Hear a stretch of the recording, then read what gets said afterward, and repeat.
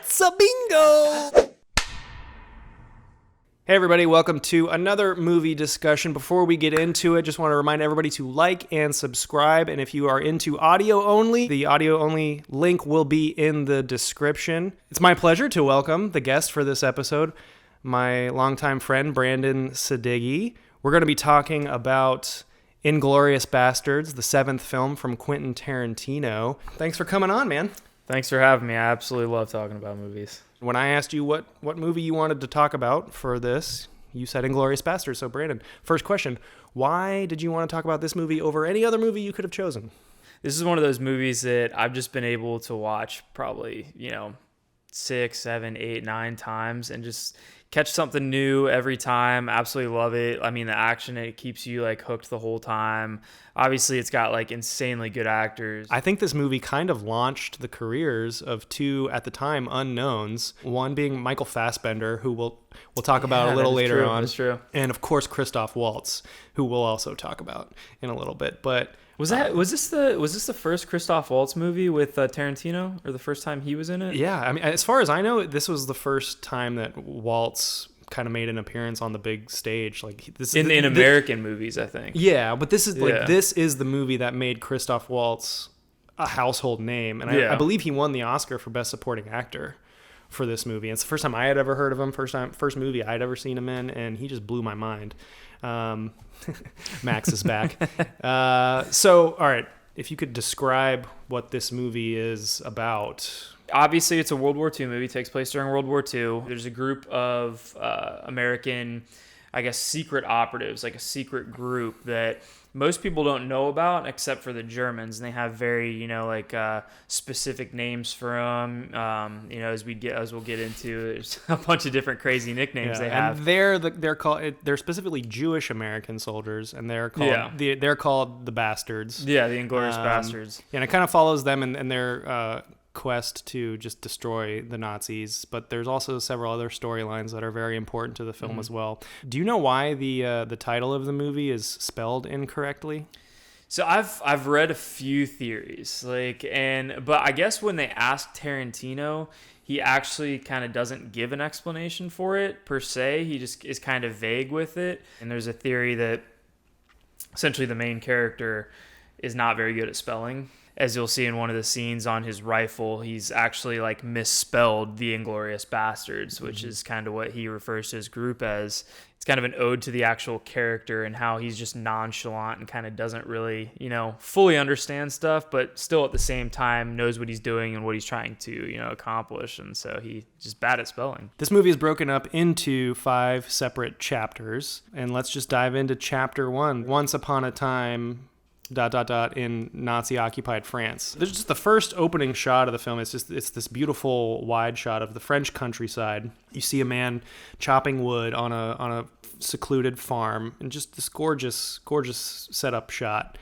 And all of a sudden, there's a Jeep, army truck, and a couple motorcycles you see coming down the road towards the farm. And do you notice the continuity error there with that?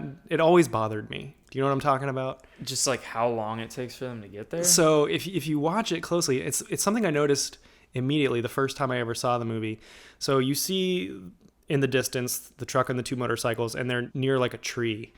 Yeah. And then it cuts away, and you see the actors start to kind of scramble, and several seconds go by, and then it cuts back to the road, and the Jeep and the 2 motorcycles are in the exact same spot that they were several seconds ago. And it just always bothered me. I don't know why he did that.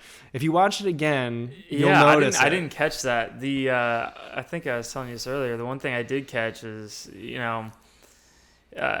the song that was playing while they were rolling up. It's because, I played piano for almost a decade, back when I was in, elementary school, middle school, and stuff like that. And I noticed that it was kind of in the music. It's not the exact composition, but it has that piece from Fur Elise that everyone knows. I don't know it, so not everybody knows it. Yeah, well, every piano player knows you'd know you've heard it before. It's I mean, I wouldn't do it justice trying to say it out loud right now, but it's no, it's a very like recognizable kind of tune that starts with it and gives it like an eerie feeling. And I've always loved that composition. It's a Beethoven one, okay. So it was kind of I'd noticed that when I just rewatched it recently, and I loved that scene. Nice. So that's probably why I didn't notice the continuity. Gotcha. You're just focusing on the music. All right. And so then in the Jeep is Hans Landa, played by Christoph Waltz. Mm-hmm. I mean, he's one of the best villains of any movie ever, I would have to say. I think it's because of the way he portrays him. You know, in a lot of World War II movies, you always see Nazis portrayed as just like evil, menacing, nasty people. But he plays his character as just like this really charming and smiley, kind of happy-go-lucky Nazi, which kind of, I think, throws people off. He's like a sociopath. Yeah, definitely. An insane sociopath. Definitely. Apparently, from something I was seeing was that Tarantino was actually looking to have Leo DiCaprio play that role. What? I did not know that. During the casting for that role, at some point, I read a report that he actually didn't think he was going to be able to actually do this movie because he thought the role might be uncastable. And then he ended up finding Christoph Waltz, who we've repeatedly said is incredible. Oh my gosh. He is the standout, and he makes this movie. Yeah, and he essentially is he ends up being the perfect actor for this role, because I don't think anyone else could play. I mean, you see him in some of his other movies, some of his other roles. He's so good at being able to be that sociopath, which takes such a high level of acting to create so many different emotions in different scenes. Christoph, if you're watching, thank you so much for taking this role and being in this movie. You're incredible. Okay, so he asks to be welcomed into this farmer's house, and they sit down, and just first of all, let's just talk about the craft of Tarantino and the crew that he works with. Like, just all of his movies are just so freaking beautiful looking. Like especially because we're talking about that scene to begin with. That's probably, I've argued to tons of people, that's one of, if not my favorite, one of my top 5 favorite scenes in any movie. The thing is, as you go through this scene, I mean, you clearly know something's up, and he's playing his role as hunting down these Jewish people. You kind of get a sense as the scene keeps dragging on that, he's not buying the fact that there's nothing here. Because, I mean, why would he be going through all this effort and putting on all this, charade if he didn't actually think he was getting somewhere? And the reason why it's one of my favorite scenes is just, it's incredibly quiet. You can hear every movement. You can hear everything that he's doing, everything. You can almost hear him thinking. And it's interesting how he switches to English so that people can't hear, the French Jewish people can't hear him. He's telling the farmer that he's talking to, like, my French is very limited, and I'm going to exhaust my French speaking capabilities here. So do you mind if we switch to English? But somebody pointed out, like, that sentence that he says in French is so complicated that he clearly has a very strong understanding of the French language. So he's just BSing him. Yeah. The farmer ends up giving them away, and you can see the pain in his face, like the tears start rolling down his eyes, and he points to where they are, and it's beautiful. So they end up shooting up the floor and killing the family who's hiding, except one of them gets away, and that's Shoshana, Melanie Laurent. Why did he let her run away? I've always wondered that too. Because he points the gun. He so slowly walks out of the house. Like, he could have sent his guys to run after her. And he points the gun and doesn't take the shot. He makes the noise and then puts it down, and then just says, like, "Au revoir, Shoshana!" Is this like fun to him, where he's like, I'll catch her later, there's another one for me to go find, kind of and it's not like his fun hunt. Yeah, and it's not like she's this high priority target. She's just this, any random Jewish person. So he's like, if one escapes. So then chapter 2 starts. So this is when you're introduced to the Bastards. There's like 8 guys lined up. One of them is Ryan from The Office, BJ Novak. And then I noticed, I don't know if you've ever seen the show Love on Netflix. Gus from the show Love. I think his name is Paul Reist or Reist.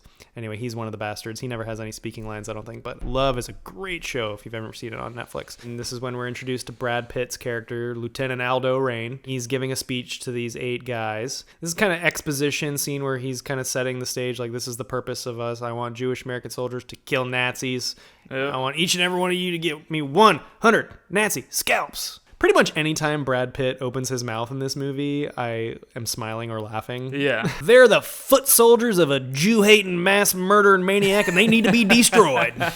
He does it all in that insane accent, the over-the-top accent that still works. So he tells the audience and the men like what their mission is. They're going to be dropped into France, and they're just going to terrorize and kill as many Nazis as they can. And then we're eventually introduced to the character HUGO STIGLITZ. And there's a great kind of cutscene just giving you this random cutscene giving you the backstory for this one minor character, but he's this German guy who hates the Nazis, I guess, and was tortured by them. And it's voiced over. There's a voiceover by Samuel L. Jackson, kind of random. Yeah, that's because you see Samuel L. Jackson in so many of Tarantino's movies. You're always like, oh, where am I going to find him? Where is he going to be at?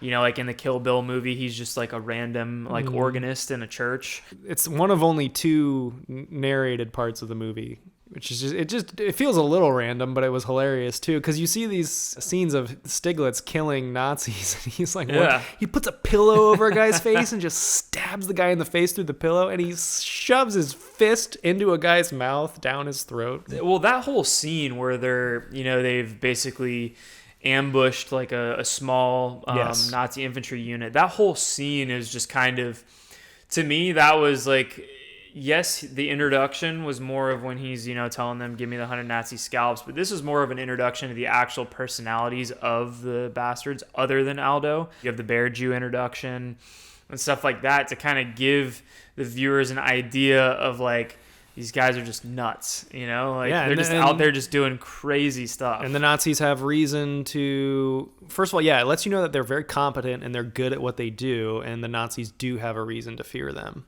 And that they weirdly have fun doing it. And it's perfectly illustrated in what the Bear Jew is what he's known as, played by Eli Roth. Apparently, Tarantino wanted Adam Sandler to play the Bear Jew. What? Adam Sandler. Yeah, I feel like it doesn't even seem like that would work. It's better to, I feel like he made the right choice going with somebody not as well known, because I feel like somebody so famous like that who's known for comedy, it just kind of pulls you out of the movie a little bit.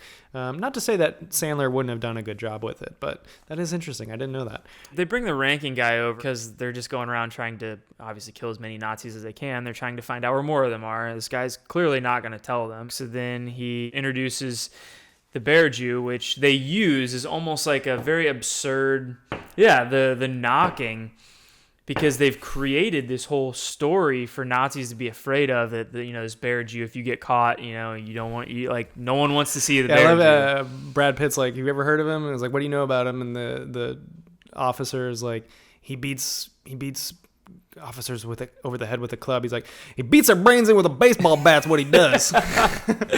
And and it's funny because what makes them even more, this whole thing where they're like insane and they do things by like such crazy measures, is the fact, and where they almost have fun doing it. When he asks him, are you not going to give up your friends, blah blah blah, the commander says no, and so he's like, Aldo is just like, we're just tickled to hear you say that. He's like, because quite frankly, watching Donnie beat Nazis to death is the closest we ever get to going to the movies. Yeah, I love that. I love that line. And then you start hearing the knocks on the wall, which I do think it's good suspense building. I always felt like it goes on a little too long, just a tad too long, the knocking. And then he finally emerges, and then just a very brief interaction. He lines up his baseball bat with the guy's head and just wails on him. I love it. It's crazy. And then he makes the boss like the Boston Red Sox, reference. And I think he's like, Teddy Williams, he went yacht on that one. So chapter 3 starts outside of a movie theater. So what I wanted to point out, first of all, is that this entire chapter of the movie, it's like 25 minutes long or so, but the entire chapter is only in French and German. There's no English in this entire section of the movie. Well, actually, one of the other like tidbits I saw is the fact that only 30% of the movie is actually in English. Is that right? Yeah, I kind of love that though. Like I don't mind movies in foreign languages. I don't mind reading subtitles, but the fact that this movie also mixes in English, it gives you a bit of a break sometimes from having to read subtitle after subtitle. Oh yeah. So, and I think it's good for Americans to hear other languages sometimes. Anyway, so you learn that Shoshana has inherited this movie theater. And really the whole purpose of this whole chapter, and I'll be honest, it's my least favorite chapter of the five. I have that. I notated that too. It's your least favorite one? It's least favorite because I mean the only good part. Well, not I wouldn't say the only good part, but the most interesting part is kind of just another expose of Christoph Waltz acting ability. It's my least favorite, but it also has some great moments, like you were just alluding to with Christoph Waltz. And it does set us up. It introduces a new character, Frederick Zoller, played by Daniel Bruhl. Oh, love Daniel Bruhl. Yes. I believe you said you're not a huge fan of him in this movie, though. Is that right? It's not necessarily his acting ability as much as it is the character. I mean, because I think he does good with the role he was given. Yeah. I think Daniel Bruhl is really good in this movie. And it's because, I don't know if this is where you're heading here, but yeah, the character Frederick Zoller sucks. Like like you just really don't like him. He's very full of himself, and he's annoying. I get the importance of his character to the movie. The fact that it's his movie and he's the one who's able to influence where it's going to be played. And yeah, we're talking about nation's pride. Yeah, this is the first time that any kind of plot actually develops in the movie. It's not until chapter 3 that the plot of the movie is introduced, is that the Nazis want to premiere this movie based on his exploits, starring him. The point of this chapter is to introduce him, establish the relationship between him and Shoshana, and get the plot going for the rest of the movie. And I honestly thought that their chemistry, Daniel Bruhl's and Melanie Laurent's chemistry, was good in the sense that you could tell that he was really into her and annoyed, and that she wasn't having any bit of it. And I thought their back and forth was pretty good. It was your typical guy being blinded by his just kind of lust, and by his own pride. He's like, I'm a big deal and I can get any woman I want. And when he finally says his name to her and she doesn't react at all, he's like, oh. Yeah. You actually don't know who I am. I've never encountered this before. Because they're at the restaurant and people come up and they're like, oh my God, it's Frederick Zoller, and he then has that sly arrogant look of so you want me now? You want me now? And so she's like, oh, okay, so you're a war hero. What did you do? And he explains that he was in this bird's nest. And she's like, so how many guys did you kill? And I thought it was funny because he's like 68. And she's like, wow, that's a lot. And he's like, the first day. And he's like 150 the second day. The way that Goebbels shakes Shoshana's hand when he meets her, do you remember? He's just like, he holds out his hand and he grabs her hand, and then he just kind of every German character in the movie is just, I guess almost every character is just over the top in some way. Like they try and figure out one way to make him over the top. So they're asking her about her cinema, her theater, seeing if it's the right place for them to premiere this movie. Obviously, Daniel Bruhl's character is pushing for them to use the cinema because he wants to, get in bed with her. What's interesting too that I saw is how the scene begins is it's a little more organic. Yeah, she's confused as to why she's there. She eventually gets it, and she's just like, wow, this guy's really trying every avenue he has to get in my pants. As we progress throughout it, it obviously gets way more tense and awkward. You know, we both said this is our least favorite chapter in the movie, but I love the reveal of all of a sudden Christoph Waltz, Hans Landa, is standing right behind her. This like heart racing music cuts in. You're like, oh crap, he's gonna recognize her. But then you remember, well, he actually never saw her face. Tarantino does the same thing again, where he makes it so quiet. There's no like music in the background. You know, there's nothing.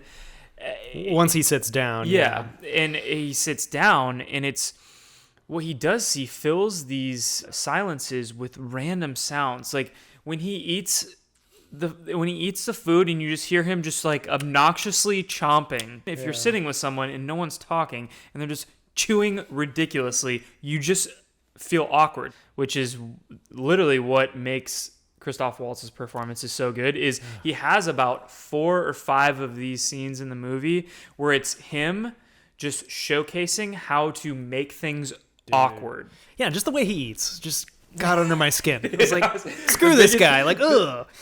So, and you kind of get this sense that it's like, does he know who she is or doesn't he? It's kind of up in the air. You don't really know. And he grills her, and they've agreed to go with her theater. As soon as he walks away, she just lets out this huge sigh of relief and starts crying, and I just thought she was really good. Is almost every scene, he has the upper hand in knowledge. Like, he knows what's going on. He knows, like, the background. He's not, like, there's no wool over his eyes. Like, he knows what's going on. But this is the only one out of all of those that you genuinely say maybe doesn't have the upper hand in this one. And then you learn of her plan to burn down the theater with all of these high-ranking Nazi officials. There she's talking to Marcel. That brings us to chapter 4. This is my favorite chapter of the whole movie. I don't know about you. Do you have a favorite chapter? My favorite is gotta be chapter 1. This is when we're introduced to Michael Fassbender's character. And Mike Myers. Mike Myers! How did he get Mike Myers is in this movie for like 5 minutes, if that. And it's not a comedy role either. No. Like, I remember he plays serious. Like, you're watching the whole scene and you're like, when is he gonna do something stupid? Or when is he gonna bust out? Like, is he gonna make some weird reference? He's still kind of Mike Myers-y. Like, he's still a little, he kind of hams it up a little bit. And I do remember the first time I saw this movie, I was like, that's Mike Myers. And it kind of took me out of the movie a little bit. You know, after that initial shock, I kind of love that he put Mike Myers in this movie. I don't know. It's so funny. It's what it is because once you get over the initial shock and you watch it again, Mike Myers actually played that role like awesome. Yeah, it was like he did a great job. It was awesome because you kind of needed this scene, right?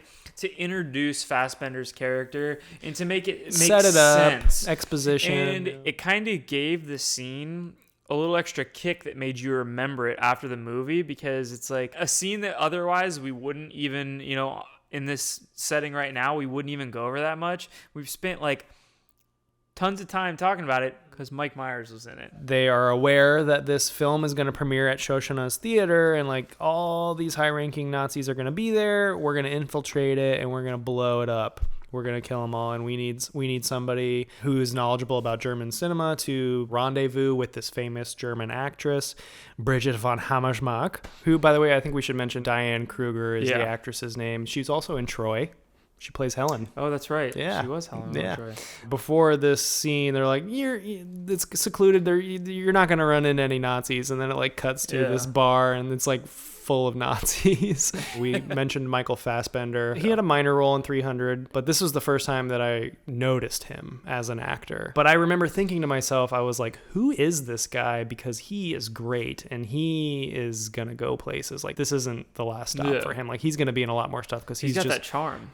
The drunk Nazi soldier who's celebrating the birth of his child comes over and keeps interrupting them, and he notices that Fassbender's character has a strange accent. He can kind of tell. He can kind of tell, like, this guy doesn't sound like a natural born German. And then out of nowhere, dürfte ich mich vielleicht erkundigen? This Gestapo officer that was introduced in the previous chapter that I mentioned, August Diehl is the actor's name. For such a minor role, he's only in this movie very briefly, and in this specific scene, he's so damn good in this scene as just this I don't know what it is about him. You know, he comes over super arrogant, like, I'm the top dog in the room. Like, I don't even know who you guys are. I'm top dog in the room. And he comes over and just like tries to play friends with them in this like arrogant, charmy way. Well, because he's like, I too have an ear for accents. He's like, I'm not talking to you, Lieutenant Frankfurt, or you, Sergeant Munich. So he's like, he knows where they're from. He's like, I can't place you, Colonel, I don't know what or whatever. And then he's like, oh, I was born in the Pitzpalu area. I was in this movie that you might have recognized me in chapter 3, where Shoshana is fixing the marquee. On the marquee it says Pitzpalu.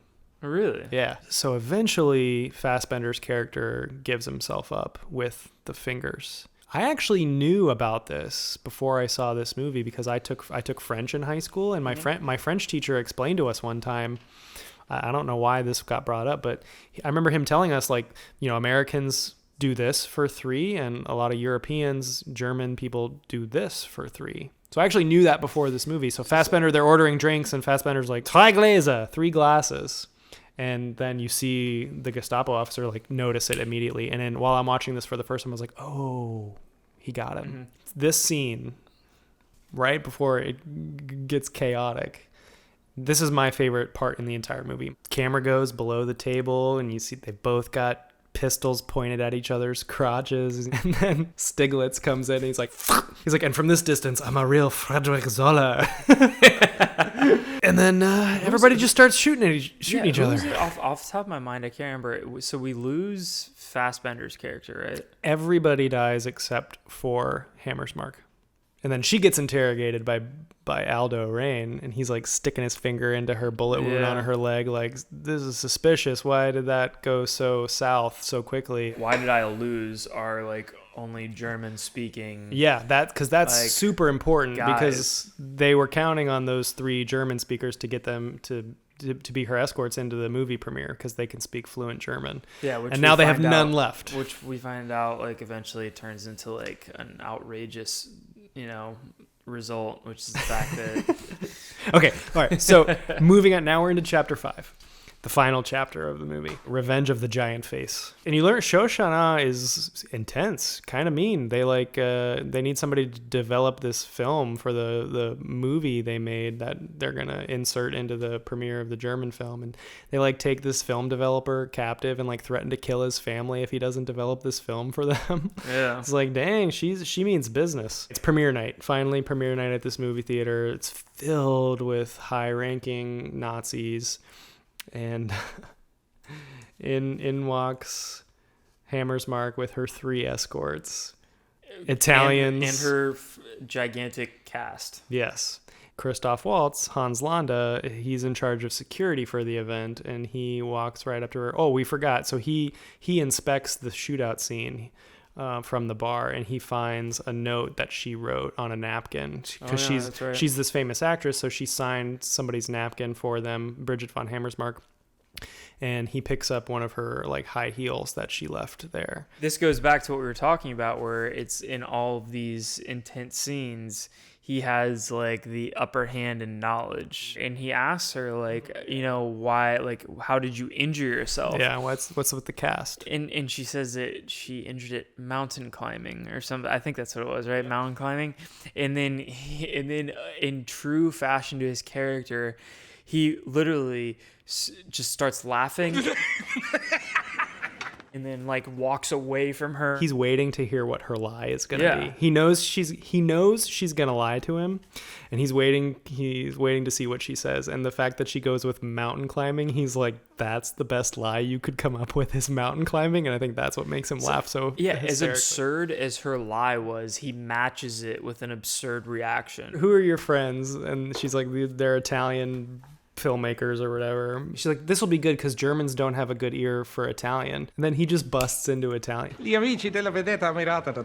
favorite part is the first person to talk is Brad Pitt, who supposedly knows the most Italian. Grazie. Is Gorlami? He pulls Hammersmark upstairs, does a Cinderella thing. He's like, put your foot on my knee. And she's like, oh no, he's got me. And then he just attacks her. The guy that I talked about earlier, one of my friends who I talked about with this was the scene he said was his favorite. I thought it was kind of crazy because I don't know if I even put this in my top 5. No way. This was his favorite. He said this was the most intense scene for him. And I was who's your friend? He likes abusing women, I guess. I'm just kidding. Into this too, this is another one of those like tidbits of information I saw when I was looking at like, how Tarantino does his films. Apparently, this is nuts though, is that he didn't like the way in films that people were like choked out. He thought it was like unnatural and didn't think that like it like convinced people, he didn't think it was actually choking anything. So he told like Diane Kruger, I want to actually choke you. And he's like, if you don't want to do it, you don't have to do it. Like, but he's like, I want to do that to see what it is. And apparently she said, okay. And he actually like choked her into like, I don't know if it was unconsciousness or almost unconsciousness. So it's actually him on top of her. And maybe this is a wrong report. It's just something I saw. Wait, it's Tarantino on top of her? Apparently I heard it was Tarantino. Maybe I'm wrong. Don't take me at my 100% on this, but it was one of those things where he was just like, I would like to see if we could actually, get a real reaction on this, which I think is what makes the scene actually makes it somewhat more intense. If Realistic, that's true. Yeah. Everybody goes crazy in the movie theater, but before all this happens, Londa is interrogating Brad Pitt, who's now his prisoner, and he's like, I have the power to, he's like, I know what you're trying to do. You're going to kill everybody. I have the power to stop it. I can just pick up this phone and tell everybody what's going to happen, and none of your plan is going to work out. Hitler's going to live, Goebbels is going to live, or I can let it happen, but you got to give me safe haven in the United States and let me have a house in Nantucket and make sure everybody knows that I was crucial to this and I was the real part of, like you said, self-preservation. And this scene was this was my second favorite scene because it is a great scene. Because this is the culmination of his character. He gets like all excited to now be American.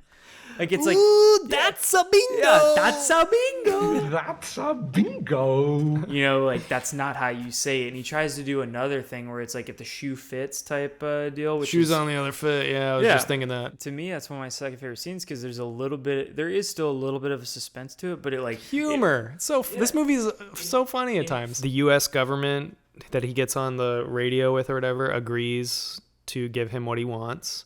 And you know who it is on the phone talking to him? It's Harvey Keitel. Marcel lights the film on fire, and then also the two bastards who are still in the theater, they bust in and start shooting people, kill Hitler and Goebbels. Like, I mean, and the thing that Tarantino does sometimes is he does these movies that are just alternate histories, which is what he does with Once Upon a Time in Hollywood too, with the Manson family murders. Just is like, what if history went a different way, and Hitler was killed in this way, which is what I was not expecting. That I was like, oh crap, like they're killing Hitler. I mean, how many movies do you get to see where Hitler is murdered? Very entertaining to watch, very exciting climax. They're out of German territory and into the Allies territory, and that's when they're supposed to change custody. So then he's like, all right, this is what we agreed on. I am now your prisoner. He hands Aldo his gun and his knife. He's like, I am now your prisoner. And then this is how we agreed it. We're going to meet with your superiors, and they're going to give me everything I want, and everything's great. And then Aldo just... And we didn't mention this before, but he hates when Nazis...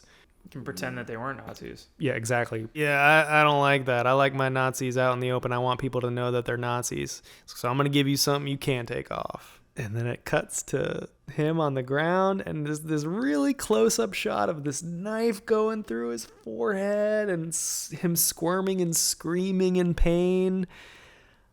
I love that this is like the final shot in the movie and the final scene in the movie. It's the perfect ending in my opinion. A lot of people say that the best line in the movie is, I think this might just be my masterpiece. Tarantino originally planned on making this movie a lot sooner than 1998 is when he wrote it, and he put it on this is another thing I saw, he put it on the back burner for both the Kill Bills and Death Proof. Well, I read that the reason that he put it on the back burner is because he couldn't come up with a good ending for it. And that was kind of what was holding him back, is like he just couldn't figure out how to tie a bow on it. Yeah. And then he figured it out, because like I said, I think it's literally the perfect ending. Like it just comes full circle.